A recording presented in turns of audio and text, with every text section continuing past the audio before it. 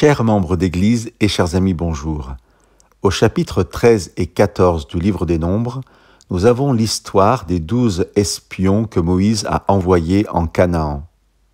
Depuis plusieurs semaines, Dieu a libéré son peuple de l'esclavage de l'Égypte et, sous la conduite de Moïse, ce peuple est maintenant arrivé aux portes de Canaan, le pays promis par Dieu. Hélas, sur les 12 espions qui passeront 40 jours à espionner le pays, seuls 2, Josué et Caleb, encourageront le peuple à faire confiance à Dieu.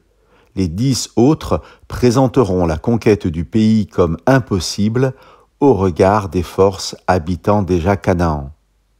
Influencé par les 10, je vous lis quelques passages au versets 3 et 4 du chapitre 14 sur la réaction du peuple.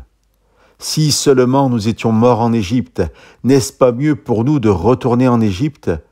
Donnons-nous un chef et retournons en Égypte. » En voulant se donner un chef, c'est bien évidemment l'autorité de Moïse qui est remise en cause, et puisque Moïse a été choisi par Dieu, c'est bien l'autorité de Dieu qui est contestée. Dieu est alors prêt à abandonner le peuple, mais, après l'intercession de Moïse, Dieu pardonne cette rébellion. Cependant, il y aura une conséquence à ce manque de confiance. Le peuple errera dans le désert pendant 40 ans et aucun homme du peuple âgé de plus de 20 ans au moment des fêtes n'entrera en Canaan. J'aimerais vous lire ce que Dieu dit au verset 32 du chapitre 14 de ce livre des Nombres. « Vos cadavres à vous tomberont dans ce désert. Vos fils seront bergers dans le désert pendant 40 années et ils seront chargés de votre prostitution, jusqu'à ce que vos cadavres soient tous tombés dans le désert. » Quelle parole forte de la part de Dieu! Le manque de confiance en lui est donc qualifié ici de prostitution.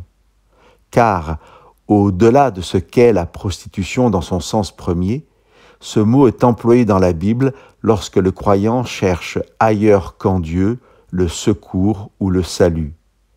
Dans notre histoire, plutôt mourir en Égypte, ce qui sous-entend y vivre, plutôt mourir en Égypte que de faire confiance à Dieu sur la possibilité de vivre ce que lui avait choisi pour le peuple.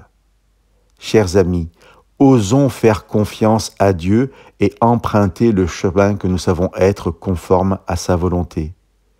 Ce chemin pourra nous paraître parfois ardu ou dangereux, mais si Dieu nous l'indique, nous pouvons lui faire confiance.